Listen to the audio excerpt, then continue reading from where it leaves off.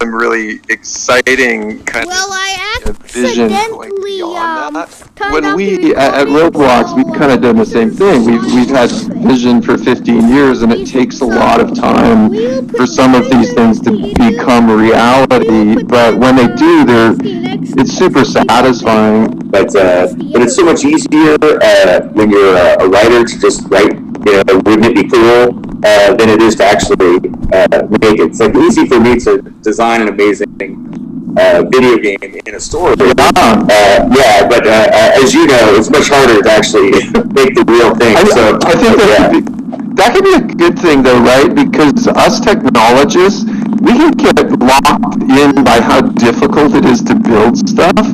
Where writers and futurists, you have the freedom of the written word, right? There's no limit to what you can imagine. And then the technologists more have to figure out, can we really build it? Right, and they're the only ones that can really build it. If it was just left up to the writers, all this stuff would remain fantasy.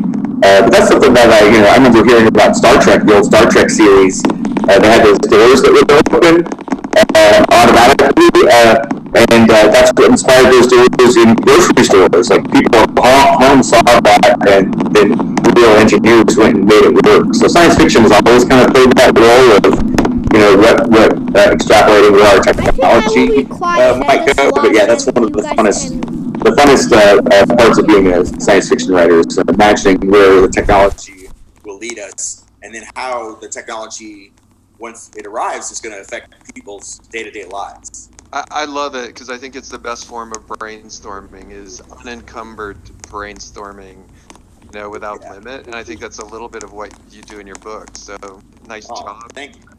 Almost like we're taking technology and then we go to pop culture at the same time. Like in Ready Player One and now Ready Player Two, like you have this amazing intersection of pop culture with a vision of the future. And I think the reader or the movie viewer can almost get a little bit of a vibe of some of the things that have been important in your life. Can you riff a bit on some of the pop culture influences you've had? I think we know they're endless. Anybody who read Ready Player One knows that my interest in pop culture is very broad. But for Ready Player Two, there are some specific facets of pop culture that I took Why did inspiration, somebody say it's cyberpunk? From, like John Hughes films. Huge fan of John Hughes movies, especially the John Hughes movies that were set in high school.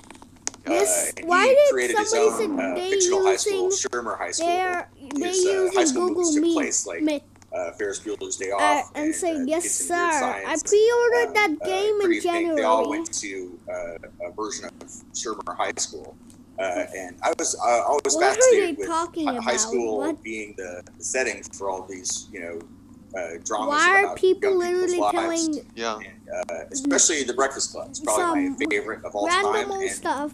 I Howard think Hall 90%, old 95% man. of that movie takes place in No, he's the not even school library, Door.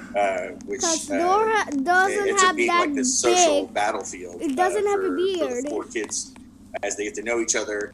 And I always thought that was the library is a fascinating place to technically set a he's movie. And it might be the only setting. movie that's completely set in a library. Yeah, Breakfast Club, one of my favorites. I love the soundtrack as well to that movie. Oh, so great. Yeah. So good. Seems like the book was so Somebody's fun literally to write. roasting Are there him. any moments that you felt were Ghostbusters. super fun without giving away too much? I don't think I can give away the super fun moments without giving away too much, but I will tell you, it was, I had fun. That's I had fun Grandpa the whole time I was writing DeLorean. it, because I knew, unlike with Ready Player One, when I wrote it, I wasn't sure if anyone was ever going to read it, outside of my friends and family. Whereas this, I knew there were a lot of people waiting and excited to read it, and that whatever I wrote, that story was going to play out. Those events were going to play out in, millions of people's imagination, and imagination is even more powerful than computers or the movie platform. Like human imagination, still you can't beat that. So I had a lot of fun thinking about elements in the story that would set people's imagination alight. Hopefully, so that's what I did my best. I really hope people enjoy it. Well, I have a motion I make at Roblox, which is out of the park. So. Yeah. I think it's out of the park. So I think everyone's going to really enjoy reading Ready Player 2. Like, kudos to you. It's awesome. Because it really is like bringing the story to life. What you guys are doing. Roblox is the closest thing to the Oasis, and this contest is like the closest thing to the contest described in the book. In reality, people all around the world get to take part in it. It's really amazing. It's like bringing the story to life. So I can't thank you guys enough. Thank you, Ernie, again. Over and out. Really enjoyed it. All right. Thanks, Dave. Okay, it ended.